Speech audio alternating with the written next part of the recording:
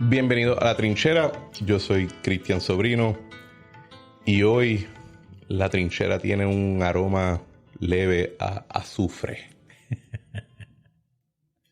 Hoy tenemos el honor y el placer de tener a el maestro en las artes oscuras de todos nosotros en los últimos años del gobierno y de la discusión pública, al ilustre Marcos Rodríguez Ema. Un placer, Cristian, estar aquí contigo. Un placer tenerte. ¿Te ha gustado el show? Lo sigo, más de lo que te imaginas. Sigo tu podcast y la verdad que es muy interesante por la profundidad que le das y los invitados que has traído. Sí, tengo unos cuantos personajes que vienen en la... Ahora vamos a empezar a publicar 2 episodios por semana. Yo me había hecho un compromiso de sacar 52 episodios el primer año. He tenido que coger alguna semana, brincar algunas semanas, cogí un break en agosto y cuando hice el cálculo dije, espera, necesito tirar dos por semana para llegar y después entonces evalúo si sigo ese ritmo, a ver lo que hay. Pero, Marco, hay ciertas figuras, hay pocas figuras o personas que uno puede ponerle el dedo al nombre y decir, si este personaje no estaba en la escena, la obra iba a ser bien diferente. Y yo creo que definitivamente tú eres uno de esos personajes. Bueno, agradecido por lo que me toca. Bueno, no creo que todo es bueno, pero yo creo que la gente se olvida, pero tú fuiste presidente del Banco Gubernamental de Fomento por 6 años, desde el 93 hasta el 98. Correcto. Después fuiste secretario de la Gobernación del 2009 al 2012. O sea, BGF bajo Rosselló primero y secretario de la Gobernación bajo Fortuño. Y en ese periodo de tiempo tú entrenaste a personas... Cantidad de gente. Me los encuentro... A una legión. Una legión de jóvenes profesionales, hombres y mujeres tremendos hoy en día que están en diferentes posiciones en el gobierno y otros que están en diferentes posiciones en empresas, en bufetes, pero sí, que pasaron por algún momento en los años de Pedro Rosselló por las diferentes agencias y por el Banco Gubernamental de Fomento, que en aquel momento tenía varias compañías y corporaciones públicas y subsidiarias que trabajaban muchísimas cosas, y luego en la Secretaría de Gobernación, pues, ¿qué te puedo decir? El gobierno completo pues pasaba por la Secretaría, ¿no? Así que sí, hay muchas personas que me encuentro en la vida pública hoy en día y en las profesiones que he trabajado con ellos. ¿Ese rol de mentor, tú siempre lo tenías presente o es algo que...? Toda mi vida lo he hecho y lo sigo haciendo hoy en día. O sea, me encanta compartir con las personas jóvenes que están creciendo, con los profesionales que están creciendo, saber cuáles son sus inquietudes, darle consejos, sobre todo, de qué es lo que ellos pueden hacer, hasta dónde pueden llegar. Mucha gente tiene visiones equivocadas y sueños ¿verdad? Tremendos, que pues a lo mejor no es el momento en su vida, y todas esas cosas pues me encanta compartirlas con ellos, y si les ayuda bien, y si no, pues uno trató, ¿verdad? En ese proceso. ¿Y cómo se siente cuando nos ve a algunos de nosotros tropezar y caernos de cara? Pues me da tristeza, ¿verdad? Me da tristeza porque todos cometemos errores. Todos nos caemos de cara en algún momento. Lo importante no es si te caíste de cara, lo importante es que tengas la mente y la condición y la estamina y el espíritu de darte cuenta, ¿verdad? Lo que te pasó, por qué te pasó, cuáles fueron las metidas de pata, levantarte y seguir para adelante a la próxima etapa de tu vida. Y eso mucha gente lo puede hacer. Hay otros que se quedan estaqueando con eso. Sí, y que tú los ves que se quedan buscando el rush o la misma posición en la jerarquía. Sí, la política es bien traicionera en ese sentido, ¿verdad? O sea, cuando tú te caes en la política y te quieres levantar e insistes que tienes que ser en esa avenida, pues tienes que tener mucho cuidado, ¿verdad? Porque hay muchas veces que no logras levantar en el campo de la política si te caíste en el campo de la política. Con el tiempo, a veces sí. Con el tiempo, pues, te rehaces, haces un rebranding, haces un nuevo marketing, tú sabes, y vienes como otra cosa. Y la gente lo acepta. Muchos lo aceptan, otros no, otros te lo vuelven a sacar en cara. Ahí saldrán 20,000 haters cuando me oigan hablando contigo. Mira quién acaba de salir después de tantos años que no sabíamos de él, dónde está escondido, tú sabes, así es. Sandra Rodríguez Coto te saca una columna ella mismo. Pero diciendo eso, la razón que digo que es un privilegio tenerte en el programa es porque tú no has dado una entrevista o has hecho una aparición pública desde el 6 de noviembre de 2012, que si no me equivoco, esa fue el día de la elección. Correcto. Del 2012. Correcto. Que Luis Fortuño pierde la reelección y Alejandro García Padilla la gana por 10,000 votos. Todavía muchos de los que trabajamos en esa campaña hacemos lista de 10,000 cabrones. Pero Día duro, ¿verdad? Un día duro. Para los que trabajamos eso, ¿verdad? Yo no sé si tú recuerdas, estaban en el apartamento del hermano de Luis en Condado. Y a mí me enviaron a dar el mensaje de que los números estaban medio oscuritos ya. Sí.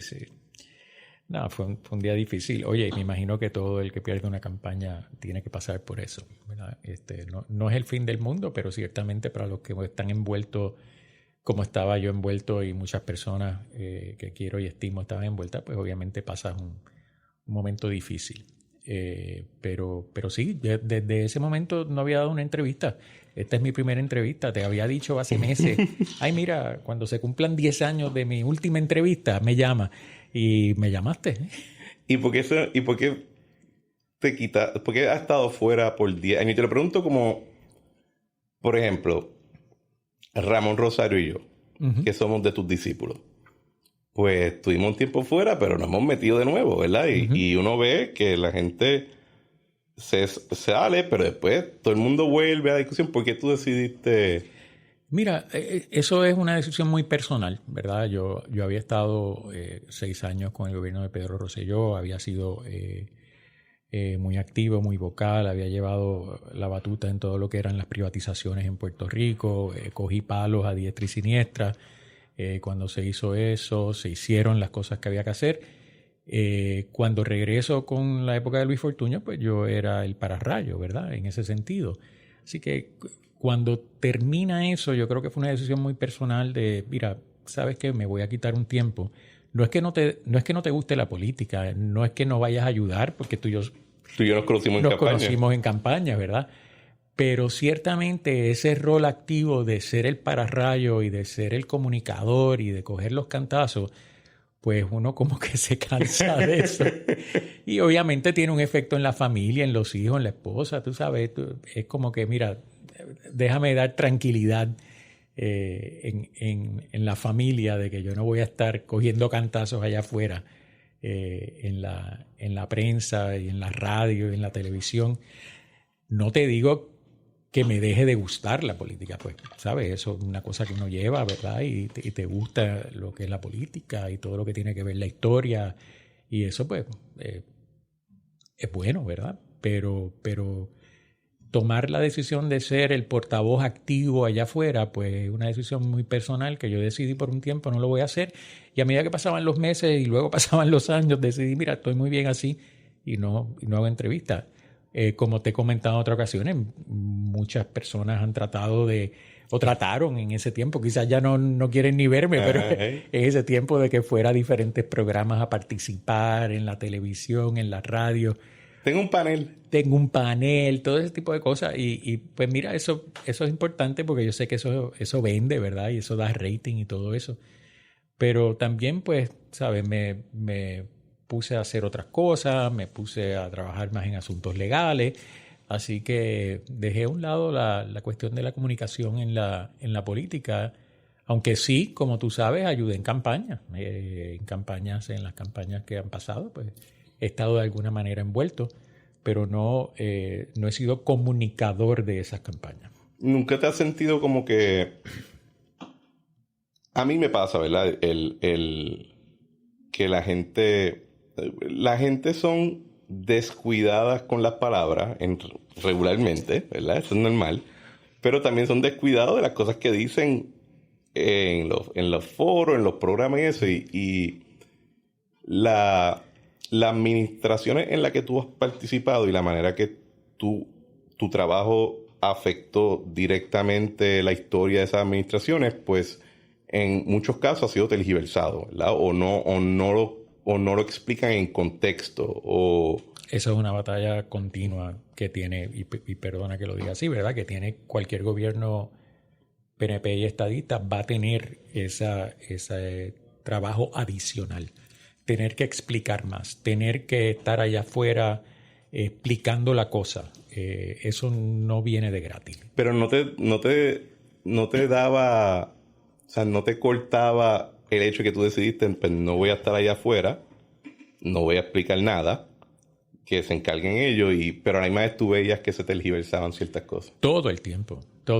O sea, sí, cambiaba los programas, ¿sabes? Hay personas en la radio que simplemente los escucho y los quito, porque obviamente pues tienen, ¿sabes? Esta diatriba y estas cosas que ya las llevan por dentro y se han metido ideas falsas de lo que pasó en Puerto Rico, de lo que pasó con la deuda, de todo ese tipo de cosas que ya, mira, ¿sabes? A estas alturas pues ya uno no se va a poner a pelear con esas personas, pero ciertamente había que estar todo el tiempo tragando duro cuando tú escuchabas, porque tú lo que querías era coger un micrófono, ir allí y tirárselo en la cara.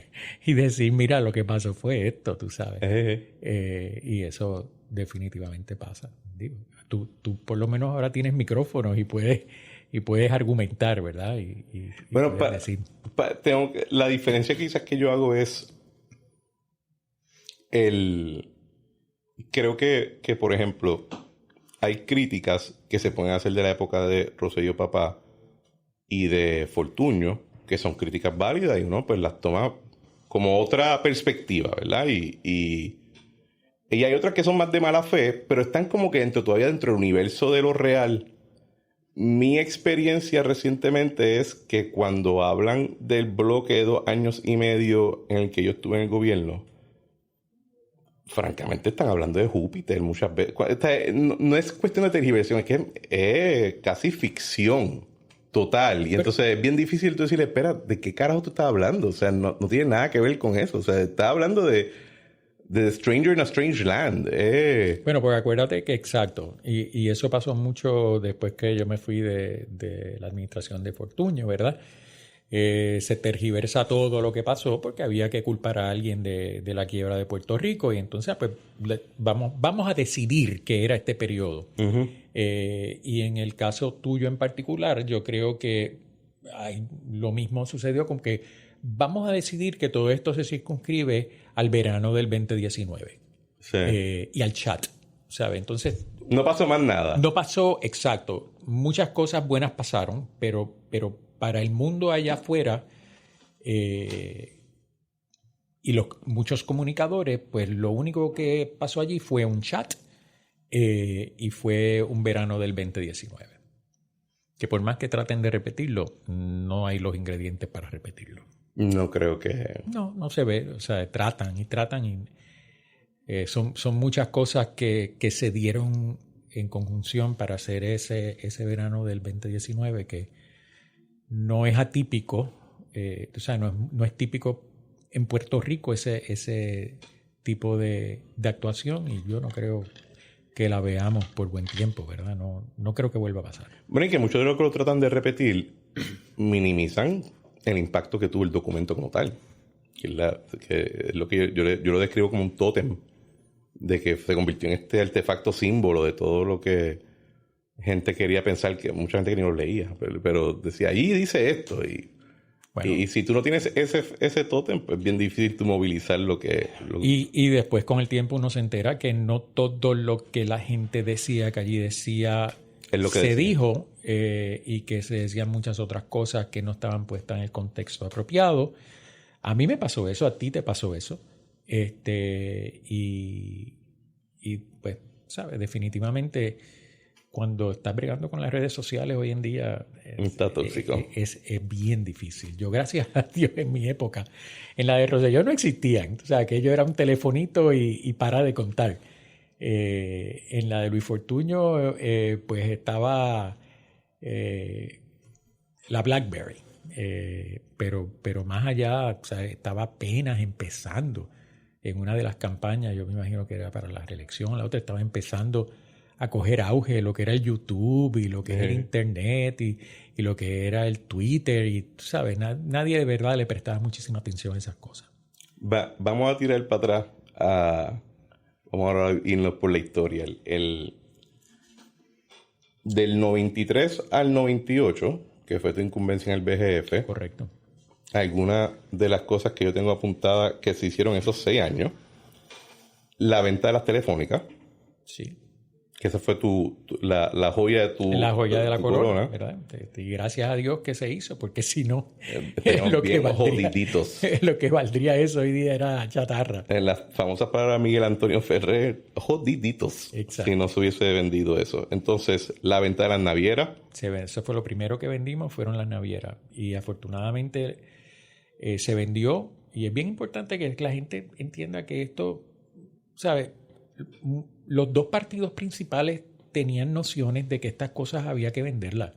Esta ley de las navieras, para venta de las navieras, se hizo con una ley de Hernández Colón. Yo usé esa ley.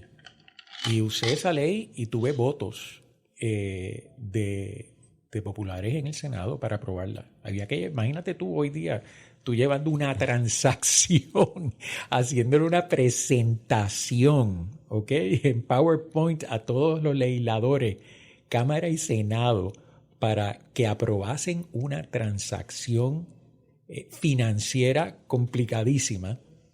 Pues sí, así era en aquella época y así fue la Telefónica también. Hospitales y CDT. Los hospitales y CDT. Los hospitales mayormente se vendieron, los CDT para dar paso a la reforma de salud. La compañía azucarera también se desmanteló. Las piñas. Y las piñas, en aquella piña se vendió a una compañía puertorriqueña. Los hoteles. También salimos de los hoteles, que eran imagínate, de la compañía de fomento industrial. Tenía 6 hoteles, todos se vendieron. Se financió el Choliseo y el Centro de Convenciones. Se hizo el Choliseo, se hizo el Centro de Convenciones, se hizo el Museo de Arte de Puerto Rico, se hizo el Superacueducto. La autopista. Se hicieron Lo último que pasó en las autopistas pasó en esa época. Se construyeron las 2 generatrices privadas. Las 2 generatrices privadas. Todo eso pasaba por el Banco Fomento. El tren urbano. Así mismo. Wow. Los desarrollos de vivienda que se financiaban en AFV. Así mismo. Todo eso fue en 6 años. Así mismo. ¿Y por qué te tocaba a ti? Porque el BGF is dead, ¿verdad? Tuve la triste encomienda. Tuve la triste encomienda de ser el único jefe de agencia que cerró una agencia en los últimos 40 años. Y te agradezco que hayas dejado las fotos de cuando éramos jóvenes allí. Claro. Pero el BGF, y si uno lee, pues uno se da cuenta bastante rápido que el BGF construyó... Era el motor económico del gobierno, ¿verdad? Y definitivamente no solamente era agente fiscal, era el representante de Puerto Rico ante el mundo financiero allá afuera. no era otra persona que no fuera el Banco Gubernamental de Fomento. O sea, el Banco Gubernamental tenía su oficina en Nueva York. Y en un momento de la historia, yo no viví esa parte, pero en un momento en los años 80, la oficina principal del Banco de Fomento era la oficina de Nueva York. Ah, ¿verdad? Oh, yes. La oficina principal y donde se tomaban todas las decisiones importantes de los financiamientos en Puerto Rico era la oficina de Nueva York, y el presidente iba allá a firmar papeles. Eso fue cambiando con José Ramón González, que fue en la época de Hernández Colón. Y eso, ¿sabes? Con el tiempo fue cambiando, y el Puerto Rico adquiere más control de todo lo que son las transacciones, de todo lo que es el queuing up de las diferentes transacciones, emisiones de bonos, de las diferentes agencias gubernamentales, de las compañías de gobierno, todo eso, pues se iba programando ya desde acá. Y entonces usábamos Nueva York pues ya como una sede para hacer las reuniones y quizás los financiamientos allá, una que otra cosa. Sí, pero si el resto ya eran físicos. Sí, pues, por ejemplo, sí te puedo decir lo difícil que era mantener la secretividad en la época de la venta de la telefónica, pues yo prácticamente vivía en Nueva York, porque las reuniones se hacían allá. Y muchas de las reuniones, para salirnos del revolú de Puerto Rico y de estar todo el mundo mirando quién entraba, quién salía, quiénes eran los que se reunían en el banco y todo ese tipo de cosas, hacíamos las reuniones allá en Nueva York. Pedro Rosselló dijo en su libro, a mi manera, que ese fue el periodo más solitario de su administración. ¿Eso fue para ti lo mismo? ¡Wow! Qué interesante. No había leído eso, pero sí te hago una anécdota similar a esa situación. Tiene que ver con la venta de las navieras, que eventualmente se dio. Y estaba yo solo, quizás con ayudantes en la oficina de Nueva York, en las negociaciones de las navieras. Se cae, entre comillas, porque eventualmente se dio, pero esa tarde, esa noche fría en Nueva York, yo estoy en la oficina allá, se cae la venta y tengo a toda mi junta de directores en Puerto Rico, pero por teléfono, ¿no? Yo les estoy explicando lo que pasa. Silencio sepulcral. Silencio sepulcral. Y yo les digo, miren, señores, esto es lo que hay. Yo no creo que esta transacción va a seguir hacia adelante. Hemos hecho todo lo que humanamente podemos hacer. Y pues no creo que podamos hacer mucho más. Y uno de los directores, gran amigo mío y muy sabio, hombre de negocios, me dice, ahora tú entiendes, it's very lonely at the top. O sea, brega con eso. Es tu decisión, brega con el gobernador, tú se lo explicas a él. Y así fue. Pero nada, afortunadamente se dio luego, pero te digo, son altas y bajas cuando uno está en esas transacciones, definitivamente. ¿Y tú crees que... Déjame cómo hago la pregunta. Cuando a ti te nombran, o sea, a ti te nombran a los 34 años, ¿verdad? Sí, 34, 35 más o menos acabo de cumplir. Sí. De hecho, yo me identificaba mucho contigo porque cuando me pusieron el tostón, que yo al principio pensaba que era una misión suicida que iba a durar 6 meses, porque me iban a limpiar, pues... que lo hablamos y te dije, tienes que tener cuidado con esto. Y yo decía, pues... Yo tenía me iba al conference y veía las fotos de todos los presidentes y era como que estos cabrones construyeron toda esta vaina y ahora me toca a mí cerrarla y ver cómo no es una bomba atómica. ¿Qué era el BGF en esa época y de dónde surge que te pongan a ti tan joven a correrlo? Que de hecho, Berrocal yo creo que fue más joven que tú, ¿verdad? Sí. Berrocal y que en paz descanse, ¿verdad? Tendríamos la misma edad. Y yo lo conocía de high school. O sea, yo estaba en Santa Teresita y él estaba en Perpetuo Socorro. Y en cuestiones, ¿sabes? De las dos escuelas, pues nos habíamos conocido. Pero Berrocal, que dicho sea de paso, quiero decir esto porque, o sea, yo me llevaba muy bien con él y él fue el que hizo la transición hacia el Banco de Fomento cuando Rosselló ganó. Y lo quiero dejar para récord porque es algo que hoy día jamás sucedería ni en los sueños de ninguna de las personas que nos va a estar escuchando. Pero José se portó no solo como un caballero, José me habilitó una serie de oficinas dentro del Banco de Fomento. Me puso todos los libros del Banco de Fomento. Me permitió cambiar todas las cerraduras. Y me dijo, todo eso es tuyo. Y ven aquí cuantas veces tú quieras en el proceso transicional. Esto es antes de yo tomar posesión en enero. Uh-huh. Simplemente en el proceso. Tuvimos varias reuniones. Él me llevó a Estados Unidos a que conociera a los rating agencies. Me presentó, hizo un cóctel junto con la compañía de turismo y aprovechó y presentó al joven Luis Fortuño, que era el director de la compañía de turismo, y a Marco Rodríguez Gema, que iba a ser el presidente del banco. La increíble como fue de elegante y como fue de fácil esa transición entre el gobierno de Hernández Colón y el gobierno de de Rosselló. De Hernández Colón a Rosselló fue una cosa increíble, de la manera tan suave y tan fluida que todo eso sucedió y no hubo ni un sí ni un no. En realidad, cualquier cosa que tú pidieras te la daban, cualquier documento que tú pidieras te lo daban. No había peleas en la prensa. Sí, hombre, había, ¿sabes?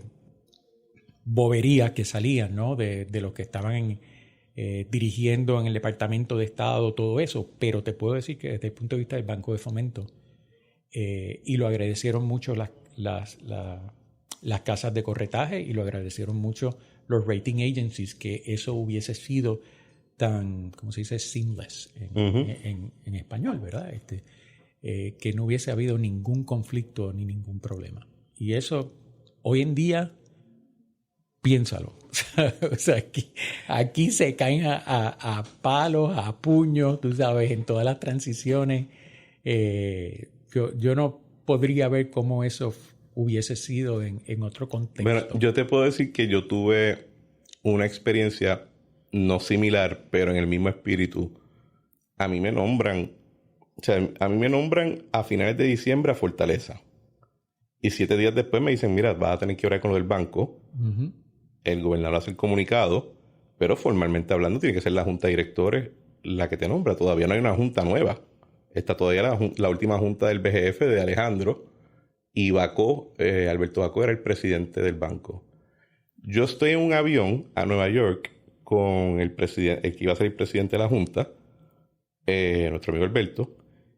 Y al yo aterrizar en Nueva York, yo recibo un mensaje que Alberto Bacó había hecho una reunión para asegurarse que cuando yo llegara a la transición, a la reunión de transición con los asesores financieros y los abogados, ya yo fuera nombrado presidente del banco. Pues eso rara vez ocurriría en otro escenario. Y ciertamente habla muy bien de las personas envueltas. Yo tuve 2 meses de transición con Berrocal y te tengo que decir que no tengo palabras para agradecer lo elegante y bien que fluyó toda la situación. Pero volviendo a la pregunta original, ¿qué era el banco y por qué tú? Pues mira, el banco era... Yo sabía lo que era el banco porque yo venía de financiamiento en Atorrey, así que yo sabía la importancia del Banco de Fomento en todas las emisiones de bonos que se hacían en Puerto Rico y que realmente era más allá de ser un banco, la gente ya no lo va a recordar, ¿verdad? Pero era un banco, prestaba para tenía vivienda, tenía dinero, prestaba para vivienda, prestaba para carros, prestaba para programas de educación, prestaba para todo lo que tuviera que ver con hoteles, prestaba. Y encima de eso, pues tenía como agente fiscal que organizar, revisar todas las finanzas municipales, tenía que revisar todas las finanzas de las corporaciones públicas y tenía que ordenar cuándo estas personas iban a ir a los mercados a buscar chavos. Y tenía el mismo rol de síndico que después cogió bajo Caco y hasta cierto punto siguió de ese momento en adelante. Bueno, tenía los poderes para hacerlo. ciertamente tenía los poderes para hacerlo, pero en ese momento era un rol más de asesor financiero y agente fiscal lo que nosotros hacíamos con las corporaciones públicas y con los municipios. Y con el gobierno central. O sea, por ejemplo, el presidente de mi junta era Manuel Díaz Saldaña, que era el secretario de Hacienda. ¿Sabes? Y obviamente, pues, el Banco Gubernamental era su banco. O sea, ahí es que estaba el dinero del secretario. O sea, y como tal, él estaba muy activo y él venía muchas veces a la semana al banco y tenía reuniones de cash flow del banco, porque esa es su caja, ¿verdad? Y ahí él quería saber dónde estaban sus chavos y qué se estaban haciendo. Entre Hacienda, OGP y el banco, ¿quién mandaba? Eso es una gran pregunta. Perdón, déjame cambiar la pregunta. Entre Manuel Saldaña, Jorge Aponte y tú, ¿quién mandaba? Pues mira, te tengo que decir que eran 3 personalidades fuertes, pero... No, eran 3 personalidades nucleares. Pero nos llevábamos bien y sabíamos la importancia relativa de cada uno. Y yo creo que eso era lo que hacía que esa troika funcionara. Y lo otro que Pedro Rosselló fue muy hábil es que esa troika la reunía con su secretario de Gobernación, que era Ángel Morey, toda la semana. ¿No era Álvaro? Al principio. Al principio. Pero Álvaro no se metía mucho en las finanzas gubernamentales. De verdad. Él no... ¿Sabe? No. Era más chess player. Sí, le gustaba más la política en Estados Unidos, el rol del gobernador en Estados Unidos. Él se enfocaba más en esa parte. Pero acá Ángel fue muy efectivo. Yo te digo que uno de los secretarios de Gobernación, cuando a mí me preguntan, yo digo 2. Y uno es Ángel Morey entendía el rol de secretario de Gobernación y era un liaison entre Jorge, Marcos y Manuel Díaz Saldaña. Nos reunía y sabíamos exactamente lo que podíamos hacer y sabíamos exactamente que no nos íbamos a caer encima unos a los otros porque estábamos trabajando para el gobernador de Puerto Rico. Y nos llevábamos muy bien. O sea, Jorge iba muchísimo al banco, Manuel vivía en el banco con todas las transacciones que se hacían y Ángel estaba en la junta. O sea, que también era una cosa que nos veíamos mucho. Y yo creo que eso es bien importante. O sea, tú poder sentarte, que te escuchen, que te entiendan, y eso no lo vamos a hacer, y yo no quiero hacer eso, pero esto lo podemos hacer. Y fíjate, vuelvo y te digo, personalidades difíciles, pero en el día a día, trabajando en el gobierno, nos llevábamos. ¿Quién mandaba? Dependía del tema. Dependía del tema. O sea, por ejemplo, si había que hacer un presupuesto, ciertamente Jorge era la persona. Jorge era la persona, no hay duda de eso. Y había temas. Si eran privatizaciones, pues iba a ser yo el que decía esto es lo que vamos a hacer, ¿verdad? Manuel estaba muy envuelto en ciertas privatizaciones, él estuvo muy envuelto. Las cárceles, se nos habían olvidado las cárceles. Las cárceles también. Él estuvo envuelto en eso, estuvo en el superacueducto, muy envuelto. Y nada, o sea, teníamos esa habilidad y todo se hacía en el banco. La relevancia del banco es que todo esto que yo te estoy diciendo, todas estas reuniones, todas estas cantidades de brainstormings que se hacían sobre cualquier tema importante financiero en Puerto Rico, se hacían en el banco. Y allí pues tú tenías a tus asesores, tú tenías a las personas que trabajaban con cada uno de los temas, había asesores, no es como hoy día, ¿verdad? Que la falta de recursos hace que no haya suficientes asesores en las agencias. Yo me acuerdo cuando tú me contabas, ¿verdad? Que yo apenas tengo aquí un par de personas trabajando conmigo. Ese no era el problema en aquella época. Lo que nosotros queríamos era hacer las cosas bien y hacerlas lo más rápido posible porque esa era la meta del gobernador Rosselló en ese momento. Había que hacer todas estas cosas. ¿Y cuando a ti te nombraron, tú sabías, tenías como la misión que tenías que hacer del programa o fue...? Bueno, yo había tenido ya... Una vez tú me dijiste, yo dije, pero ven acá, o sea, a ti te dijeron qué hacer y tú me dijiste, yo entendía lo que era el banco, casi más nadie lo entendía. Yo sabía la importancia del banco. Yo estoy casi seguro que muchas de las personas que estaban en ese momento alrededor del gobernador Rosselló recién electo, no tenían mucha noción de lo que era el Banco de Fomento. Yo tenía noción de lo que era el Banco de Fomento y había trabajado financiamiento con el Banco de Fomento. pero sí me percaté que alrededor de él no había mucha gente. Cuando yo había ayudado al gobernador Rosselló en su campaña, le había escrito discursos, y cuando llegó la hora de tomar la decisión, quien me aborda es Luis Fortuño. Me dice, mira, ¿sabes que el gobernador está haciendo su gabinete? ¿Qué tú quieres en el gabinete? Y yo le dije, mira, yo verdaderamente lo único que me entusiasma y me gusta es el Banco de Fomento. And next thing I know, eso fue lo que me dieron, ¿verdad? Si me hubieran ofrecido otra cosa, a lo mejor le hubiera dicho que no y nunca hubieran sabido de mí y me hubiera quedado en la banca. Pero la realidad del caso es que me dijeron, ok, pues dale, echa para adelante. ¿Y cuál era la reacción de... La gente se olvida. Yo vi ya quizás el final de esa cultura, pero en Atorrey era un centro vibrante de finanzas. Habían como 40 bancos habían allí. Entre bancos, casas de corretaje, compañías de seguro, aquello era un mundo. Era un mundo. O sea, tú podías dejar el trabajo hoy y mañana tenías otro. Había bancos, había savings and loans, habían casas de corretaje y entre todas esas eran casi 30, fácil. En ese momento, en los 80 y los 90. O sea, era un mercado enorme, vibrante, con muchas oportunidades. Oportunidades para crecer, ¿sabes? Las había.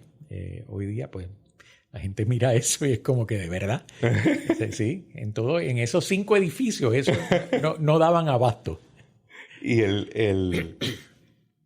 te nombran, empiezas el trabajo. Es interesante porque... Bueno, el plan de trabajo estaba hecho porque la plataforma, Pedro Rosselló era muy meticuloso, muy estudioso, muy organizado. Él tenía una plataforma y yo había trabajado la plataforma económica junto con Ivar Pietri, Carlos Vivoni, Luis Fortuño, Morgan Stube. Todos ellos veníamos de trabajar, todos republicanos, por cierto. Todos ellos veníamos de trabajar una plataforma muy republicana para un gobernador demócrata.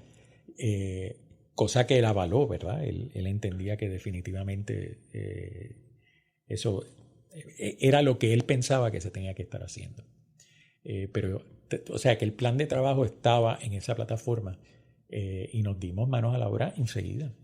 Es más, antes, te digo que antes, tan siquiera, o sea, ya él me había designado que me iba a someter mi nombre a la Junta del Banco de Fomento, ¿verdad?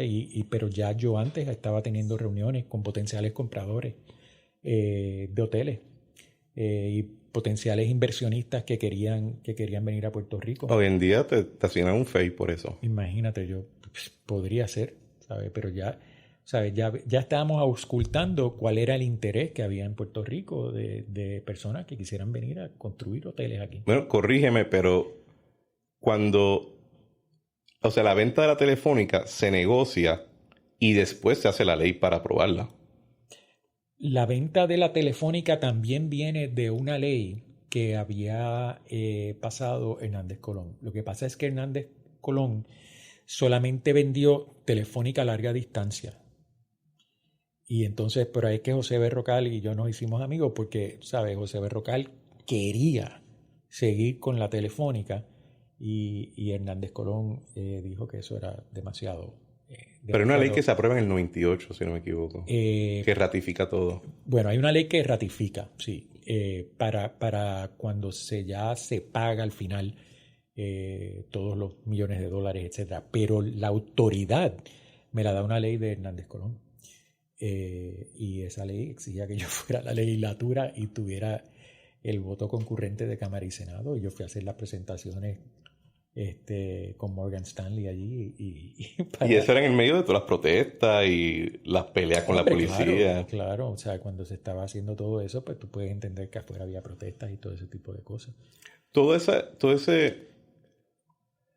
En algún momento, o sea, pienso, en 6 años, Telefónica, Naviera, hospitales, o sea, hubo un unloading de la cartera empresarial del gobierno, sí, mucho más de lo que ha habido después de eso. Eh, Es correcto. entonces, eso causó un montón de protestas, un montón de peleas. Al día de hoy todavía hay gente que dice, lo de los hospitales. O gente cita la venta de la telefónica como si fuera una mala idea. Patrimonio, la palabra patrimonio que tanto En algún momento te dio duda de que estaba en el camino correcto. No, fíjate, cuando, ahora que tú mencionas eso, cuando la venta de la telefónica, que fue quizás lo más difícil, ¿verdad? Porque tenía que tener guardaespaldas y todo ese tipo de cosas y las protestas eran continuas y se les iba la vida. O sea, la telefónica era muy rentable para las uniones en ese momento y obviamente ahí se les iba la vida con algo como la telefónica. Y en ese momento dado, pues, ¿qué te digo? Muchos amigos me dijeron, this is it, ¿sabes? Te van a quitar la alfombra, ¿sabes? Yo me acuerdo cuando salieron aquellas visuales en CNN, la sangre, las protestas y todo.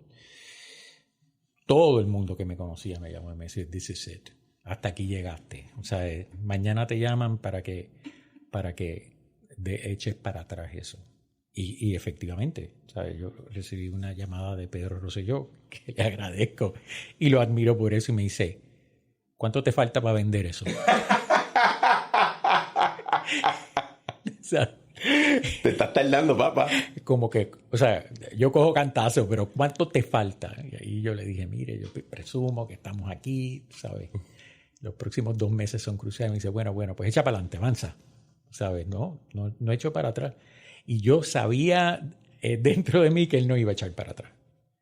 Porque era así. Porque era necesario. Que era absolutamente necesario. O sea, cuando... Pero explícalo, ¿por qué? Bueno, te voy a decir sencillo. O sea, nosotros obtuvimos en valor entre las deudas que ellos asumieron y lo que nos pagaron casi $2.3 billones por la telefónica. Cuando Claro adquiere, mucho tiempo después, ¿verdad? Acuérdate que se le vende a GTE, luego Verizon. Cuando Claro adquiere la telefónica de Venezuela, la telefónica en un deal que ellos hicieron, la telefónica de República Dominicana y la telefónica de Puerto Rico, adivina cuál era la más barata. ¿Cuál? La de Puerto Rico. Le asignaron un valor como de $600 millones. O sea, que realmente, gracias a Dios que vendimos eso cuando lo teníamos que vender. Porque luego se abrieron esos mercados y pues tú sabes, ya era otra cosa. Compañías telefónicas aquí abriendo las esquinas. Ahora hay menos, ¿verdad? Pero los mercados se abrieron como se abrieron en Estados Unidos y el valor de un monopolio en telecomunicaciones. De hecho, esa fue la última gran compañía de telecomunicaciones que fue por un proceso de privatización. Después de esa ya se hizo mucho más difícil. Así que tuvimos hasta esa suerte. Hay una pelea que mi novia no me va a perdonar si no te pregunto por ella. Que es la parte que no hemos dicho es que mucho del cash que permitía toda esta obra eran depósitos de la 936, ¿no? Bueno, en el mercado financiero en Puerto Rico sí tenían unos reglamentos que favorecían la inversión de fondos 936 en Puerto Rico. Definitivamente eso sucedió por muchísimos años. ¿Qué fue lo que pasó con las 936?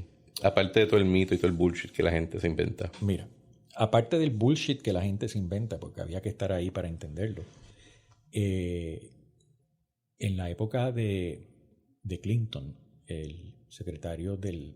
Que dicho sea de paso, la gente habla como si la 936 se inventó con la constitución de Lela. En el 52, la 936 en el 78, algo así. Sí, en 76, 77, 78, que nacen así. Robert Reich, que era el secretario del trabajo de Clinton, dice una frase lapidaria que la compañía 936 eran el poster child de corporate welfare. Y eso caló. O sea, Robert Reich era todavía, hoy en día... Cuidado con el... Perdona. todavía hoy en día es un gran educador y escribe libros. Es un tuitero activo. Es un tuitero activo. No se pone ni viejo. Se ve igualito que se veía en la época de Clinton. Y básicamente él empieza a trabajar la mente de muchas personas en el Congreso que estas compañías realmente no estaban aportando en términos de generación de empleos. En Puerto Rico. En Puerto Rico. O sea, que estaban sacando unas ganancias exorbitantes vis a vis la cantidad de empleos que estaban aportando al sistema. Y eso fue percolando y fue percolando y fue percolando y se convirtió en un issue. Se convirtió en un issue en la época de Pedro Rosselló. Y ciertamente él tendría buenísima relación allá arriba, pero estas cosas que suceden en el Congreso, tú no tienes control de eso. O sea, tú no tienes control. Y te digo, una de las cosas más increíbles es cuando tú vas allí con todo tu estamento de asesores y los cabilderos, los abogados. Y te cierran la puerta en la cara porque adentro están las 936 decidiendo el futuro de lo que ellas quieren. Y entonces aquí las tratan, tú sabes, las veneran, pero quienes deciden qué es lo que se iba a hacer siempre fueron las 936. Esas eran las que tenían los accesos. Bueno, pues si tú me vas a hacer eso en Europa o si me vas a hacer eso en Asia, ok, yo te entrego esto en Puerto Rico. Pero déjame Asia y Europa. Exacto. Y había un toma y dame al cual Puerto Rico nunca estuvo en la mesa para todos estos asuntos que finalmente dieron fin a la 936. Lo que se trató de hacer es, pues vamos a hacerla que haga forzar una fórmula para creación de empleo. ¿Okay? Esa era la 30A. La 30A. Forzar una fórmula para la creación de empleo. Y así con el tiempo, pues se fue eliminando, pero también tienes que entender una cosa.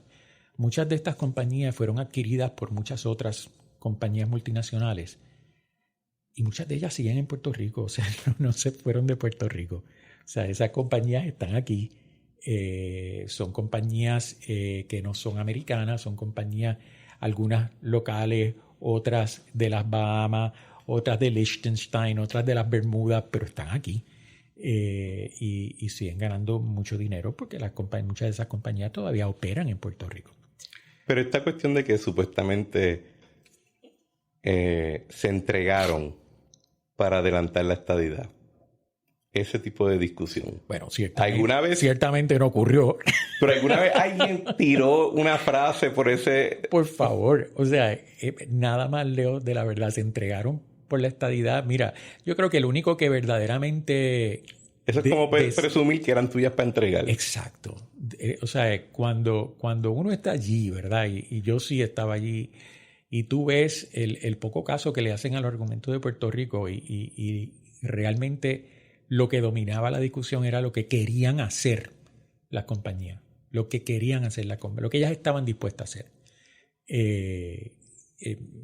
Para nada. Y la ecuación de estadidad, te garantizo que no estaba en los labios de nadie, porque honesta y sinceramente no te iban a escuchar en el Congreso de los Estados Unidos en ese momento, y mucho menos si estabas cabildeando a favor de unas cuestiones contributivas. Y sí, lo que pasa es que la gente piensa, cuando tú dices eso, me imagino que piensas mucho en la prédica de Carlos Romero Barceló. Uh-huh. Bueno, te iba a preguntarle eso, si él por el lado estaba haciendo su propia cosa. No, yo no creo que él tuviese el poder. Porque Romero, yo creo que al día de su muerte, que en paz descanse, estaba hablando en contra de la 936. Yo te puedo decir que yo hablé con ese hombre de que sentado a hablar, ¿verdad? En una mesa, 3 veces. En las 3 me trajo el tema. Sí. No, él era muy vocal con el asunto de las 936. Él no creía en incentivos contributivos porque tú que tenías que estar a la par con los otros estados.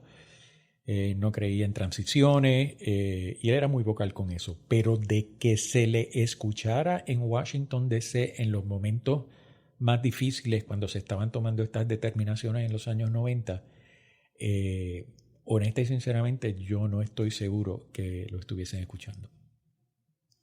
Y cuando pasan la ley y lo tumban, ¿verdad? Con el periodo de transición de 10 años, ¿ustedes entendían que iba a tener un efecto tan dramático ya a mediados de los 2000 o ustedes Bueno, eso fue en el 1996.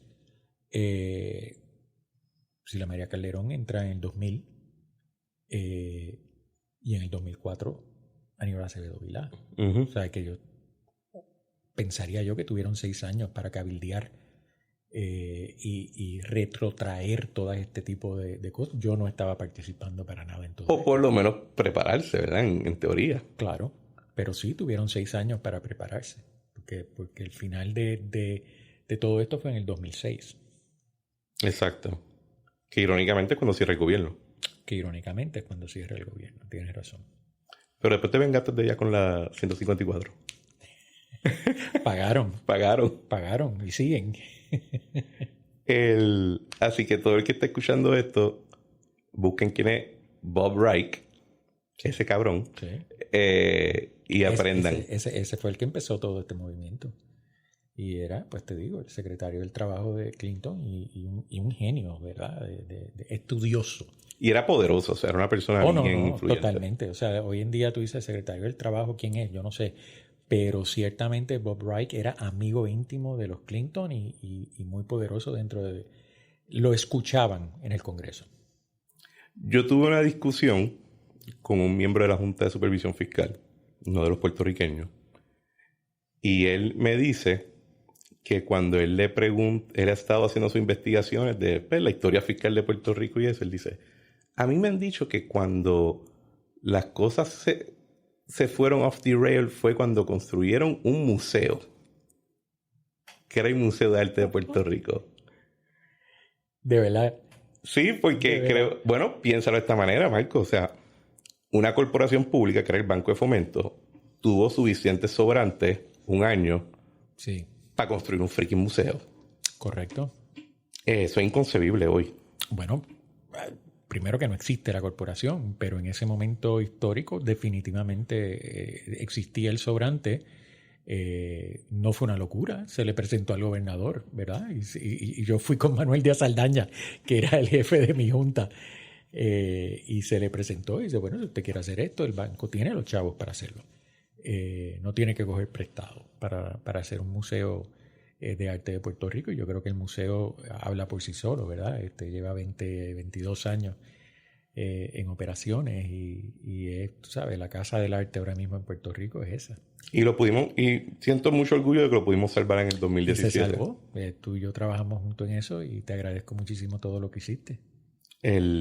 La gente no sabía que el museo estaba en... El dueño del museo era el banco. Sí, bueno, no todo el mundo sabía eso. Y de momento estamos cerrando el banco, estamos en una quiebra. Y había un museo. Y yo me acuerdo, tengo una llamada y unos cuadros. Tengo una llamada con unos bonistas, porque a la misma vez en los libros del banco el valor que se le adjudicaba era 0. Así como era 0, yo no lo mencionaba. Uh-huh. Y estamos en nuestro plan para pasar una ley, para convertirlo en fideicomiso, etcétera.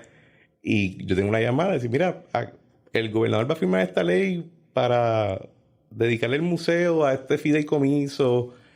Técnicamente estaba en los libros del banco, pero a usted no le importa eso, no se preocupe. Sudamos un poquito, pero... Y me acuerdo que uno de los bonistas me dice, yeah, Christian, why would I ever want a perfectly kept building in the middle of San Juan? Y yo digo, mira, esto this is very simple. If this is not happening, there's no deal. Pues ok, cogen el museo. Y nos quedamos con el museo, gracias a Dios, con esa vaina. Sí, sudamos un poquito en esa ocasión, pero creo que fue lo más sensato que se le pasara a un fideicomiso. ¿Y de dónde salió el museo? ¿Cuál fue la idea? Pues mira, el museo nace de la siguiente idea. Tú sabes, tu oficina del Banco Gubernamental de Fomento, el de la esquina. Ajá. Pues yo tenía esa oficina cuando era presidente del Banco Gubernamental de Fomento. Y yo miraba uno de los edificios más lindos, pero más destruidos en Puerto Rico, que era el antiguo hospital. Y para los que tienen un poquito de edad... Pues, de tuberculosis, ¿verdad? No, el hospital municipal. El de tuberculosis era el de cáncer en el centro médico. Sí. Este era el hospital municipal en los años 20. Y luego pasa con el tiempo a ser lo que muchos fuimos allí, a coger nuestros exámenes de licencia y a buscar para que nos llevaran a Isla Verde a guiar. Y DTOP estaba allí. Y entonces con carreteras, y era un revolú de edificio en la parte de atrás. Y entonces con el tiempo eso cae en desuso, se mudan a Minilla, y eso empieza a deteriorarse, se lo come la maleza, estaba todo grafiteado, estaba cerrado. Y yo veo esa cosa tan fea, pero un edificio interesantísimo. Y cuando yo llego al Banco Gubernamental de Fomento, me entrega, bendito José Berrocal, me entrega este diseño de una torre espectacular, en cristales como de 17 pisos. Y me dice, toma, eso es lo que ustedes deben hacer allí. Ya yo tenía esto en mi visión y mira qué cosa más espectacular. Y yo miro aquel edificio neoclásico precioso, tú sabes, que tenía que ser completamente destruido. Para poner cristales. Para poner cristales por 17 pisos para mudar al Banco de Fomento allí. Qué chopería. Tú sabes, y eso como que me ofende un poco. Yo digo, wow, pero es que eso es totalmente y absolutamente innecesario, ¿verdad? Porque algo se puede hacer con ese edificio. Y entonces tenía esta cantaleta, ¿verdad? Y me reúno con Luis Fortuño y yo le digo, oye, Luis, tú sabes, yo tengo... ¿Luis ya estaba en el DIDEC en esa época? ¿O estaba todavía en turismo? No, en turismo. Esto es turismo. Y yo le digo, sí, porque él coincidía en turismo y secretario, ¿sabes? Ah, ok, era mismo. Sí. Y yo le digo, oye, Luis, yo miro eso y la verdad que ahí hay algo, no sé qué, pero, ¿sabes? Yo no voy a destruir eso y hacer un edificio de cristales para allá arriba. y empezamos a, tú sabes, a darle ideas y tú sabes, oye, ¿qué tal un museo? ¿Sabes? Empezamos a dar vuelta a la idea de un museo de arte de Puerto Rico. Y un día fuimos llamamos a unos amigos arquitectos para ir a ver aquello, era un desastre allá adentro. Y uno de los arquitectos dice esto, definitivamente, quien diseñó esto como hospital, lo diseñó pensando que en el futuro iba a ser un museo. Y yo, bueno, qué cosa más interesante. Y ahí creamos una oficinita entre turismo y el Banco de Fomento. Obviamente el Banco de Fomento lo pagaba todo. Claro, sí. Para darle ideas de cómo podíamos crear un museo de arte. Y cuando lo teníamos bastante conceptualizado, pues buscamos peritos que nos ayudaran a conceptualizar el museo, cómo debería ser. Personas locales nos ayudaron. Arlene Ríos dirigió esa oficina muy hábilmente. Y todo eso, pues, nos dimos la tarea de hacer un presupuesto. Y yo fui a donde Pedro Rosselló y fui con mi jefe de junta, ¿verdad? Yo no voy como un loco. Voy con mi jefe de junta. Díaz Saldaña. Para hablarle de, mira, esto es una gran posibilidad que usted pudiera hacer, que el banco estaría dispuesto si usted quiere que el banco lo haga. Y obviamente él dice, bueno, pues si el banco tiene los recursos y puede hacerlo. Y ciertamente tenía eso y mucho más recursos en esa época. Pues se hizo. Oye, se hizo en un tiempo récord. Jamás. Esto fue una remodelación de un edificio antiguo con la construcción de un edificio moderno en la parte de atrás. Y se hizo en 4 años. 4 años. La restauración y la construcción nueva. Exacto, sí. ¿Y el arte de dónde vino? El arte vino de diferentes... Al principio el arte vino de diferentes colecciones que prestaron. Puerto Rico tiene grandes coleccionistas y muchas... El Instituto de Cultura prestó muchísimas obras, la Universidad de Puerto Rico, la compañía de turismo que nos donó luego muchas de esas obras, el Banco de Fomento compró una que otra obra y pues se iban pasando así, pero la colección original era prestada, por así decirlo. El Museo de Ponce se mordió. Fíjate, yo te tengo que decir que don Antonio Luis Ferré fue de los mejores asesores que yo tuve para ese museo. Sí, yo lo invitaba ocasionalmente al museo. ¿Y ya para ese tiempo estaba el litigio en los tribunales y todo ese revolú? Perdóname. El litigio con el periódico y todo eso. No creo. No, No, okay. cuando empezamos el proceso, no. Okay. Eso vino ya casi para la reelección después, eso vino Como el 96. como en 97 por ahí. Cuando empezamos a trabajar en esta idea del museo, pues don Antonio Luis tuvo sus ideas y curiosamente su idea se ha materializado hoy día porque tenemos una sala en el museo precisamente exhibiendo obras del Museo de Arte de Ponce. Porque el museo lamentablemente sabes que sufrió muchísimo el Museo de Arte de Ponce por el terremoto. por el terremoto y está en un proceso de levantar dinero y de arreglarse, y entonces por el momento hay una alianza entre el Museo de Arte de Puerto Rico y el Museo de Arte de Ponce de presentar grandes obras del Museo de Ponce acá en las salas en San Juan. ¿Y la legislatura no te preguntaba qué tú haces construyendo un museo? No. Hoy en día me imagino que harían la pregunta, ¿verdad? Yo leí el fin de semana pasado, yo leí un artículo sobre el pabellón de Sevilla. En la época de Hernández Colón. El periódico decía que fueron 30 millones en el 92, que si tú haces el cálculo es el equivalente a 64 millones hoy en día. Y la idea de que el gobierno de Puerto Rico podía invertir, tú sabes, esa cantidad de dinero en este tipo de promoción. Sí, o sea, en ese momento se podía. O sea, la gente... lo que pasa es que, lamentablemente, Cristian, hemos vivido demasiados años con toda esta cuestión económica encima.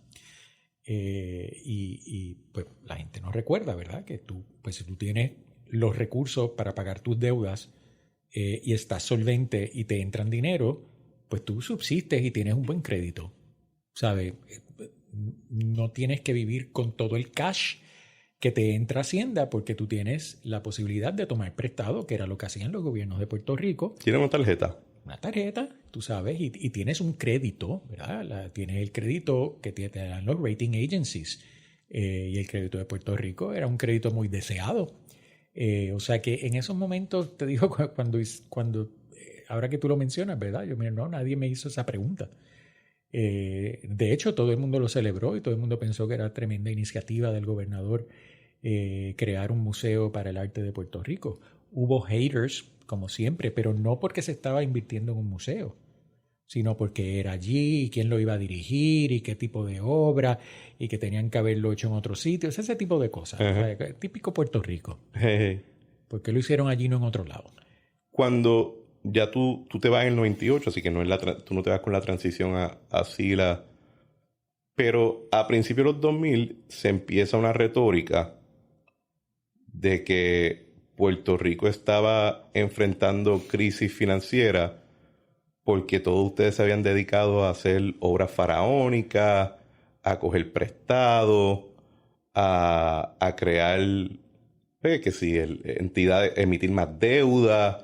El banco se convirtió en este promotor masivo. Tú lo has escuchado 1000 veces. Claro, claro. ¿Qué hay de eso? Bueno, hay una realidad y hay una... Que dicho sea paso, mucha gente jura que esto es... Yo te puedo decir a ti que yo hasta el 2009 yo creía que eso era perfectamente verdad. Pues mira... Que es cuando doy mi conversión. Pues yo te puedo decir a ti tranquilamente que cuando se entrega el Banco Gubernamental de Fomento, por lo menos cuando yo me voy en 1998, Banco Gubernamental tenía A+ credit con perspectiva positiva, o sea, estaba en su mejor momento. El gobierno de Puerto Rico era A, o sea, el banco era por encima del gobierno de Puerto Rico. Y habíamos tenido la osadía, no nos lo dieron, pero los números del gobierno eran tan sólidos y los del banco que habíamos tenido la osadía de pedirle a los rating agencies que nos subieran a AA. Cuando miras para atrás, pues era una osadía, ¿verdad?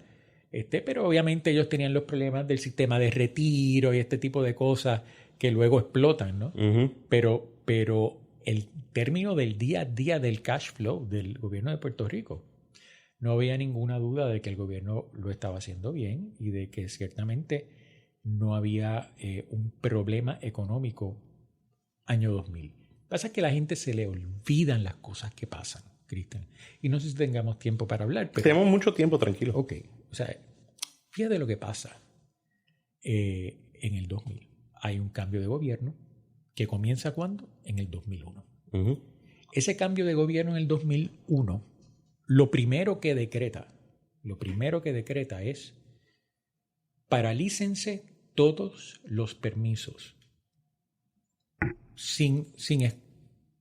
por punto. igual, punto. Todos los permisos moratoria en construcción. Moratoria en construcción, paralícense todos los permisos. ¿Por qué? Porque tenemos que averiguar. Tenías que recordar esa campaña. Si viviste hace 22 años, recuerda que una campaña basada en la corrupción y todo ese tipo de cosas. Tenemos que averiguar cuántos de esos permisos son corruptos. ¿Okay? Y ese gobierno entrante paraliza de entrada, tajantemente, crea el Blue Ribbon y tajantemente, que no hizo absolutamente nada, tajantemente paraliza todos los permisos. Y vuelvo y te digo, un día después de otro, ¿qué pasa en septiembre 11 del 2001? El mismo año donde se paralizan todos los permisos en Puerto Rico. Las Torres Que Gemelas. ya todo el mundo estaba inquieto de que sus proyectos no estaban funcionando, de que no estaba pasando nada en Puerto Rico, de que todo venía un tren de crecimiento enorme y aquí no estaba pasando nada a principio de este gobierno. Las Torres Gemelas. Las Torres Gemelas hacen que el mundo entero y Estados Unidos se vaya en recesión. ¿Quién no se fue en recesión? Puerto Rico. ¿Sabes por qué? Porque lo compramos a billetazos. Empezamos a emitir deuda sin temor y sin control. Pedro Rosselló, y los números son estos, Cristian, tú puedes ir mañana al Banco Fomento, a FAF, y buscar estos números porque están allí. Cuando Pedro Rosselló se va del gobierno, había 28 billones de dólares en toda la deuda pública.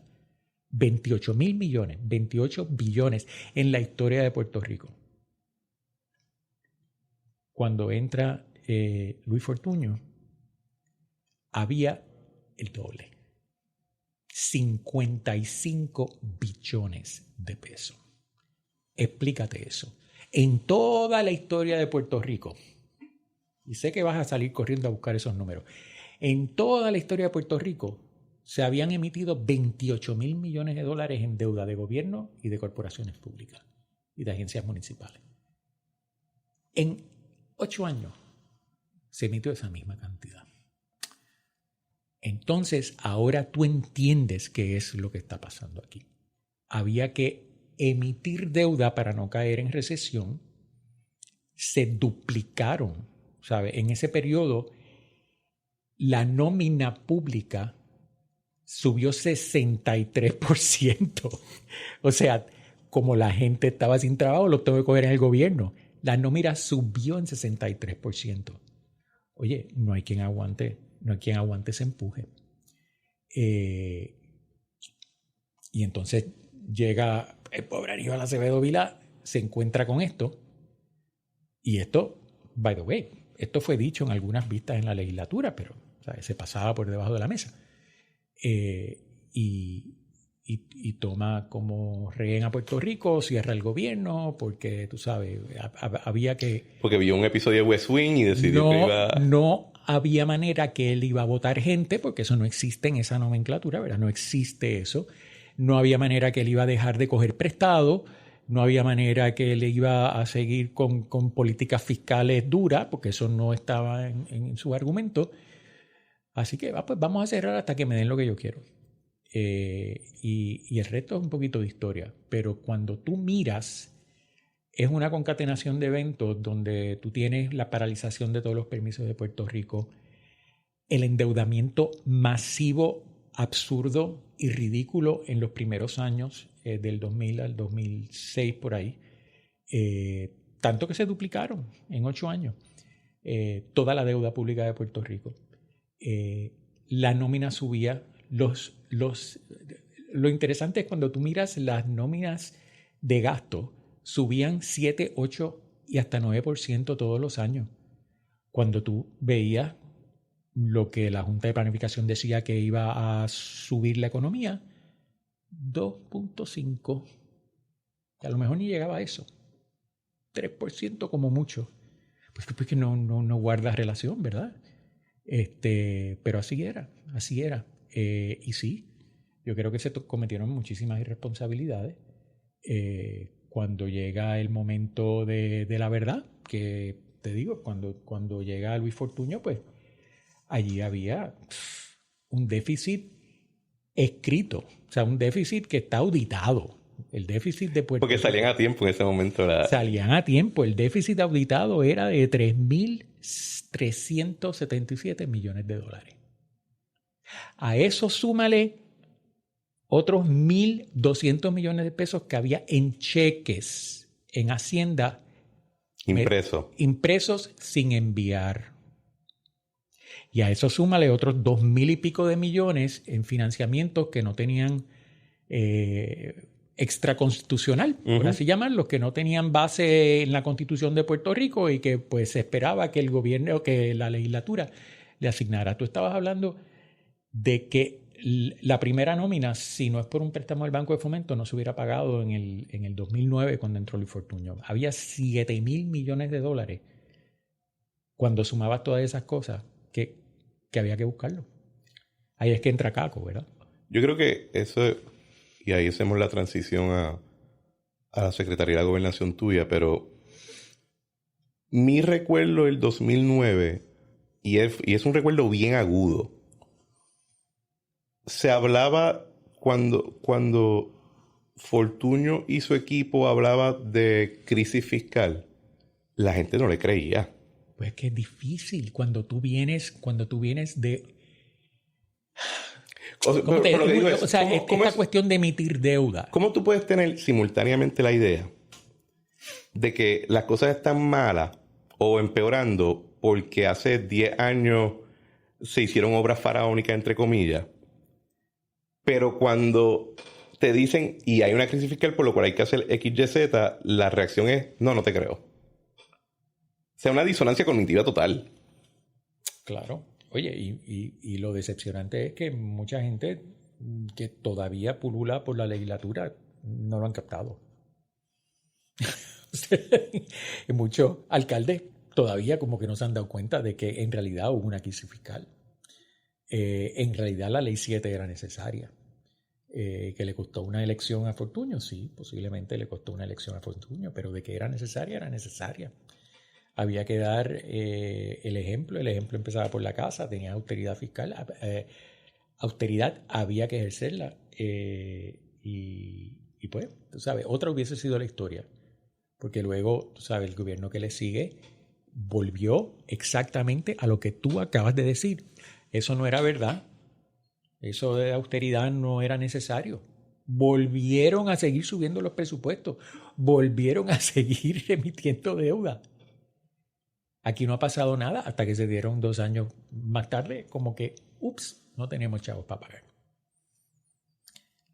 Y lo tuvieron que admitir y fueron entonces los famosos artículos donde aquí no hay chavos para pagar y all hell broke loose en ese momento. Cuando tú no entraste a la Secretaría de Gobernación de Fortuño inmediatamente, tú entras en septiembre. Yo entré en septiembre, principios de octubre del 2009. ¿Y cuál era la misión? ¿Había sido antes el Big Daddy Bank y ahora está...? Era otra cosa. No, definitivamente era otra cosa, ¿verdad? Yo sabía... el puesto de secretario de Gobernación es un puesto interesante si se sabe usar, ¿verdad? Bueno, yo digo que tú eres, y mucha gente está de acuerdo conmigo, el último secretario de Gobernación fuiste tú. Yo creo que Alejandro nunca tuvo un verdadero secretario de Gobernación.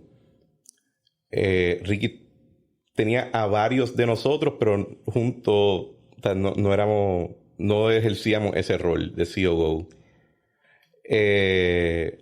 No creo que ahora mismo, o sea, Noelia hace su trabajo y eso, pero no es esa figura centralizada que incluso puede decir, olvídate lo que dijo el gobernador, va a ser así. No ha ocurrido desde ti. Eso requiere también una confianza plena, ¿verdad? Del gobernador. Lo que pasa es que la gente, y yo lo entiendo, Yo he escuchado de muchos que han tenido el puesto de secretario de Gobernación en los últimos años quejarse de eso, ¿verdad? De la falta de confianza. Pues mira, definitivamente no aceptes ese puesto si no hay una confianza plena y tú no estás, ¿sabes? No estás de acuerdo con las cosas que el gobernador quiere hacer, ¿verdad? Porque entonces pues, no lo va a ayudar. Tiene que haber confianza, tiene que haber amistad.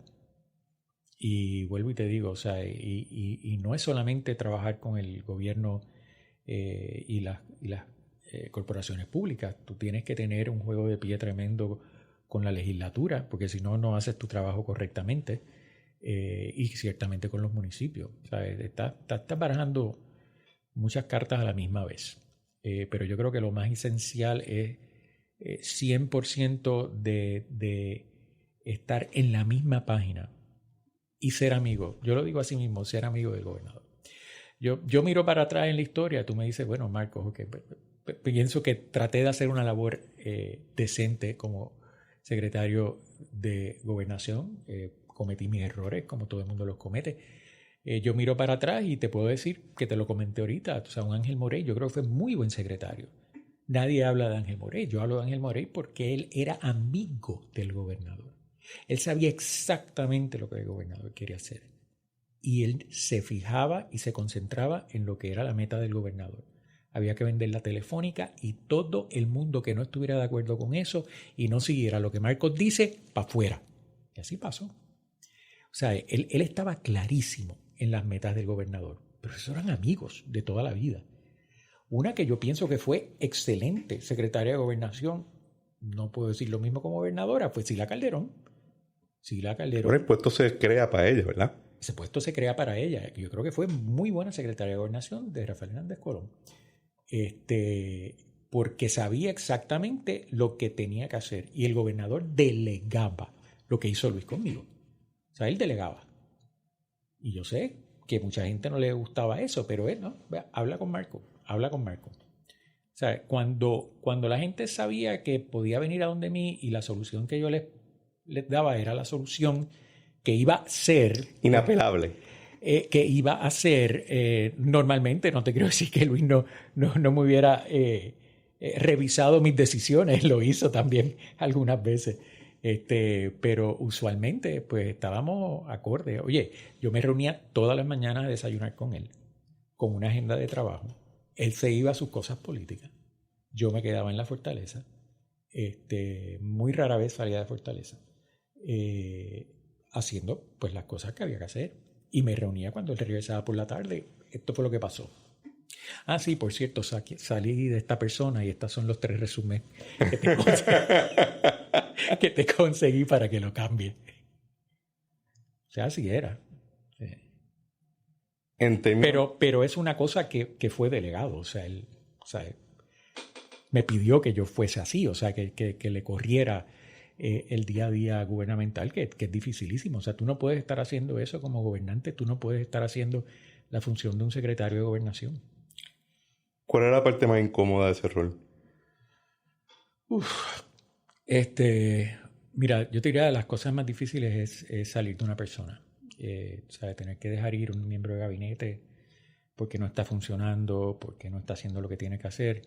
No es fácil porque antes de tú hacer eso tienes que tener 2 o 3 resúmenes de personas igual o mejor, de mejor talento que lo puedan sustituir. Y algunos confirmables.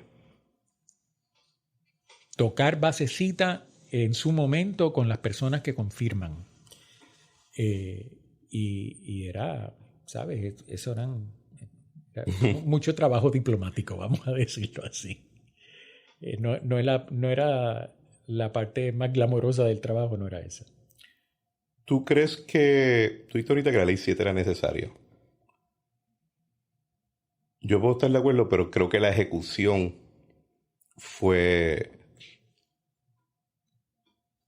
Y tú no estabas, creo, ¿verdad? La ley 7 se aprueba a principio de... La ley se aprueba antes de yo entrar. Sí. La ejecución fue incongruente. O sea, los mensajes estaban mixtos.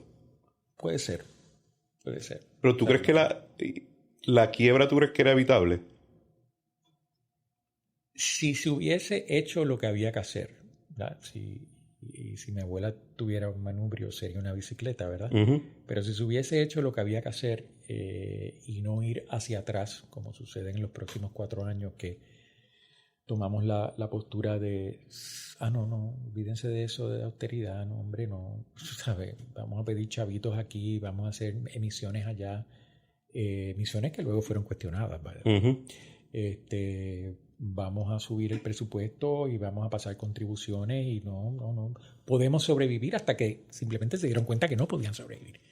Si no hubiésemos tomado esos pasos en los primeros 2 años por Fortuño, yo pienso que había una posibilidad, pero había que seguir un rol activo manejando la austeridad, y yo creo que nosotros se lo claudicamos. Alzamos las manos y dijimos, mira, que vengan los federales y cojan esto. Cuando tú dices nosotros, tú dices... El gobierno, o sea... Tú no dices tu administración. No, el gobierno de Puerto Rico. El gobierno de Puerto Rico alzó las manos y dijo, mira, ¿sabes qué? Que venga otro y lo arregle. Te lo digo porque gente que yo respeto muchísimo, al principio estaban convencidos que se podía hacer, que se podía salir del hoyo económico. Y luego, un tiempo después, los escuché, ¿sabes? Diciendo, no creo, ¿sabes? No, van a tener que una junta. Y eso, la junta vino así de rápido, o sea, eso... Yo tenía en mi oficina los manuales de algo que se llama Project Bob. O Operation Bob. Si hubieran seguido Project Bob, pues posiblemente nosotros hubiésemos podido sobrevivir esto. Era un proyecto de reformas que entiendo que estaban en el tintero para una vez Luis ganara la reelección. Es correcto. Y se les dejó encima del escritorio del gobernante que le seguía. Y te puedo decir que la primera minuta de Javier Ferrer como presidente del banco y de David Chafee como presidente de la Junta dicen, si no hacemos estas cosas, nos vamos a volar en canto. Y la minuta está ahí para la historia. Pero yo viendo lo que implicaba Project Bob, yo no creo que sobrevivían el cuatrenio si hacían todo de cantazo. O sea, iba a ser aún más fuerte que la Ley 7. Bueno, again, y si optamos por mirar para el otro lado y hacer lo que nuestros antecesores hacían de patear la lata, pues pasó lo que tenía que pasar, ¿verdad? Que el gobierno de Estados Unidos dijese, paren ya, ¿verdad? Porque el gobierno de Estados Unidos no actuó porque nosotros fuimos allí a pedirle que nos pusieran un policía. El gobierno de Estados Unidos actúa porque los bonistas dijeron que no me van a pagar, caramba. Tú sabes, hagan ustedes algo porque yo les doy chavos a ustedes. Yo les doy chavos a ustedes y estoy en todos los estados que ustedes están y ustedes me piden chavos todos los meses. Aquí están todas las fotos que tú has tomado conmigo. Ustedes vayan allí, pónganle órdenes a esta gente. Y así es que viene de allá para acá. O sea, las ideas empiezan a fluir de allá para acá cuando García Padilla dijo que no había chavos para pagarle. Y ahí empezaron entonces, ya eso, ahí se entregó el control y vino la Junta. Y pues, y lo demás es historia, ¿verdad? Podemos estar aquí hablando horas y horas de what if. Yo creo que debemos hablar mucho de what if. Yo creo que nosotros no hacemos suficiente what if. Bueno, yo te he dado unos cuantos what ifs aquí. Uh-huh. Sí, tú mencionaste el Project Bob. Que se llamaba Balance or Budget, ¿verdad? Uh-huh. Y eso se estuvo trabajando con una gran firma en los Estados Unidos. Álvarez Marsal. Que está en Puerto Rico haciendo muchas cosas. Y todas las firmas están aquí. Todas están aquí. Y ellos pueden dar fe de que eso estaba bien pensado. De que había que trabajarlo duro. Sí, había que trabajarlo duro. Pero contenía cosas que estamos viendo hoy en día, como la privatización de prepa, ese tipo de cosas que nadie quiere escuchar hoy en día, que se van a hacer hoy en día. Pues ya se estaban pensando para aquel momento. Sí. Tú sabes, y hubiese quizás sido más fácil en aquel momento que en este momento. La privatización de prepa va a pasar. Bueno, ya pasó, ¿verdad? Una vez tú quitaste TND, todo lo demás tú sabes. Está colgando el árbol. Yo como que sigo oyendo cosas de que gente piensa que no, eso no va a pasar. Eso no va a pasar. Que cuando, para alguien como tú que vivió la época de los héroes en los 90, ¿qué representó la Junta para ti? Wow. Fuerte. ¿sabes? De verdad, o sea, ver que nos impusieron, porque yo no voy a decir que la pedimos, porque no la pedimos. O sea, la pedimos cuando no había alternativa. Y nos escucharon cuando no había alternativa. Again, esa junta la diseñaron los bonistas de Puerto Rico, tú lo sabes. Esa junta se decidió allá, se cuadró allá. ¿Quiénes eran miembros de esa junta? Se cuadró allá. Todo eso. O sea, nosotros aportamos muy poco dentro de todo eso. Ya habíamos metido como pueblo la pata suficiente para que no nos hicieran mucho caso. Y yo estoy seguro que francamente eso todo se planificó allá. Y es decepcionante, ¿verdad? Tú ves como que, wow, no nos tomaron ni en cuenta. Para mí ha sido un poquito decepcionante el trabajo de la Junta. O sea, El fracaso en la administración pública más grande en la historia de Puerto Rico. Ya, tú sabes. La Junta de Supervisión Fiscal. Bueno, yo creo, ¿verdad? El episodio que vino antes de esto fue con David Skill. Y para mí ha sido siempre bien raro que a los miembros individuales, excepto a unos que nunca creé relación, pero con la mayoría yo creé cierta relación, les tengo mucho respeto individual. Pero a esa institución yo la prendería en fuego. O sea, yo no entiendo quién puede ver eso y decir, buena idea. No. Y creo que, y déjame añadirle que es un tema recurrente para mí, que yo creo que ha creado el término en inglés moral hazard, de que, pues la Junta es la que tiene que hacer las decisiones heavy. Pues se lo pasamos a ellos. Creo que tiene un efecto. Peor. Tiene un efecto de. Es peor. O sea, yo lo que veo ahora es peor. Y una Junta más detached de la que estaba anterior. O sea, los miembros nuevos, pienso, con la posible excepción de Medina, que es el que más vocal y el que más accesible es y el que más explica. Irónicamente, Peterson es el más. Y Peterson en segundo, o sea, los demás simplemente no ni fu ni fa. O sea, tú no sabes qué piensan, tú no sabes si están aquí. Dudo que estén aquí. No han tenido, ¿qué te digo? O sea, que a estas alturas no hayan sustituido a Natalie Yaresco, ¿sabes? Que no tengan a nadie allí corriendo aquello, pero que tengan el poder de meterse en todo. Es bien decepcionante ver la función. Nadie puede negar que tienen el poder. O sea, nadie se lo quita. Y lo que tú estás diciendo ahora, quizás como pueblo hemos dicho, pues que bregue la Junta, pues que nos diga qué tenemos que hacer. Y lo oigo mucho en los programas de radio. Hey. Pues eso terminó con la Junta. Pues eso va para la Junta, ¿no? Porque que diga la Junta. Oye, ¿qué va a pasar cuando nosotros no tengamos Junta? Porque va a pasar. Eventualmente. 4, 5, 6, 10 años va a pasar. No va a haber Junta. No sé si habremos aprendido de aquí a allá. El contrato en 6 años y los 8 completos de los 90, cuando estaban ustedes, se hicieron todos estos proyectos. ¿Qué es lo que está? ¿Por qué tenemos 100 billones en una cuenta de banco en la Reserva Federal y... No sé, culpemos a la Junta. No, pero ¿qué ustedes tenían que podían hacer las cosas tan grandes y tan rápido? Oye, yo te diría que por encima de todo accountability, el sentido de responsabilidad que yo tenía ante mi jefe Pedro Rosselló de esto va a pasar y yo me comprometo que esto va a pasar y por ahí me fui. Tenía los recursos, que eso quizás ayude ahora en día. Hoy en día tú puedas decir, bueno, pero es que no tienen los recursos, ¿verdad? AFAF no tiene los recursos que tenía el banco de antes. Eso todo es verdad. AFAF tiene que pedir su presupuesto, ese tipo de cosas. Yo no tenía que pedirle presupuesto a nadie. Yo hacía las cosas. Traigan a fulano, traigan a sutano, vamos para adelante. Esa facilidad de maniobrar no la veo hoy en día. Tan así que, mira, ¿sabes? Estamos maniatados en todos estos fondos federales post María, que siguen todavía esperando que se integren a la economía y se hagan parte de la economía, pero asesores no lo permiten, asesores los aguantan. Mini juntas. O sea, lo que tenemos ahora mismo son pues mini juntas en todas partes. Mucho red tape. O sea, es absurdo. O sea, de verdad, porque no hay ninguna razón para que eso sea así, pero es la realidad. ¿Qué tú ves? Y para ir cerrando, ¿cómo tú te sientes de lo que viene? Interesante. Bueno, yo quisiera ver el fin de la Junta pensando que hemos aprendido algo.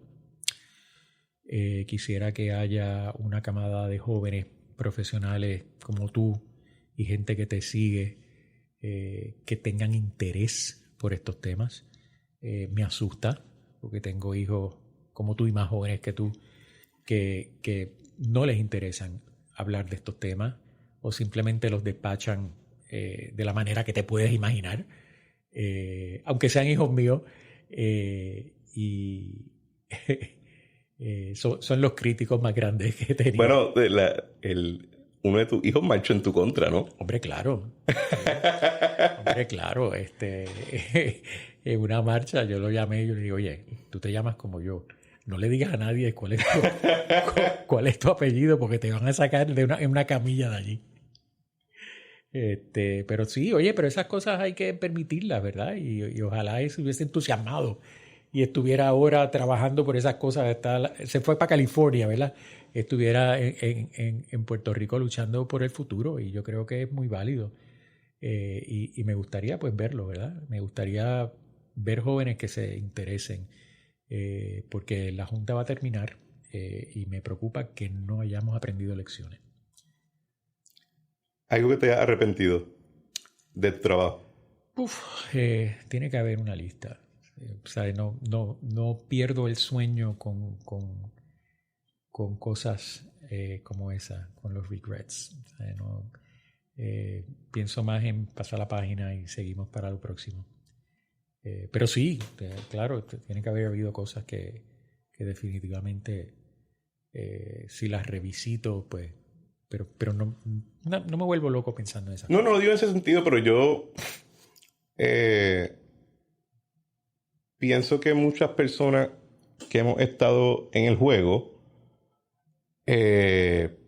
no defendemos mucho lo que hicimos, pero no hablamos a veces de que fue donde tú dices, mira, aquí fue una metida de pata, aquí pude haberlo hecho mejor, para humanizar el asunto, ¿verdad? Porque la idea de que va a haber una administración pública perfecta y pristina, tener la idea de que eso es posible es un mal.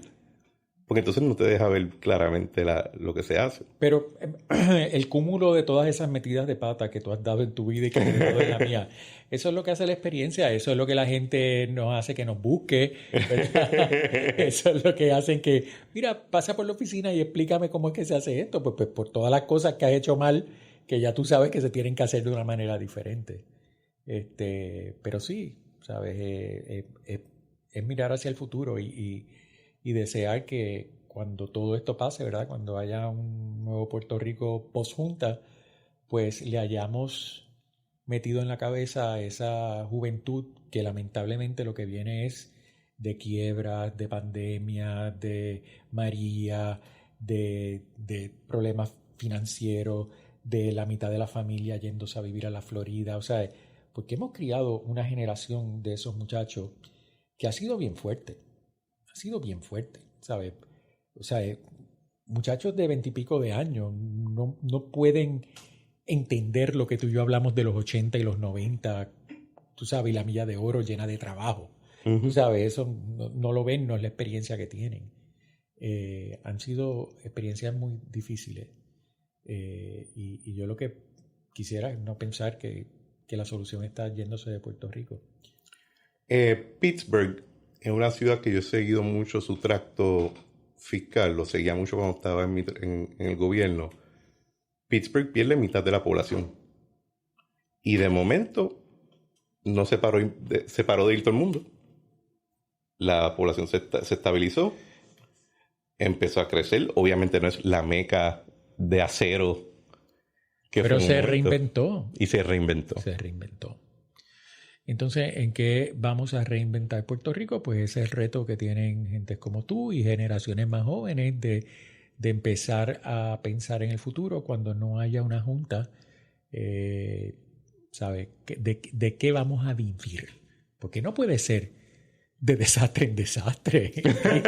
O sea, no puede ser de pandemia en pandemia. O sea, ¿de qué es que nosotros vamos a vivir? Ese discurso se ha abandonado bastante.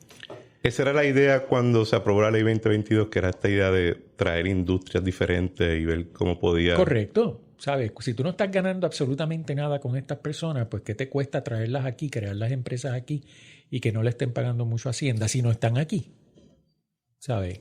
Pero como todo, ¿verdad? Viene la cosa y el xenofobia y todo esto y que no entienden, ¿no? Que no entienden realmente. Pero sí, ¿sabes? Ha dejado muchísimo.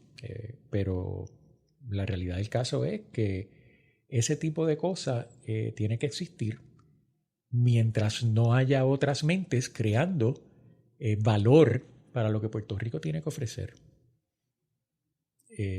Si nosotros no queremos vivir de incentivos económicos, pues entonces dinos de qué es lo que nosotros vamos a vivir, qué vamos a hacer como pueblo, qué vamos a hacer, dónde está nuestra educación, dónde está nuestra salud, ¿verdad? ¿Dónde van a estar las cosas claves? ¿Dónde está nuestro energy grid? Yo encuentro, tú sabes, mirando al futuro, si nosotros no resolvemos el problema de energía en Puerto Rico, Cristian, no hay nada que buscar.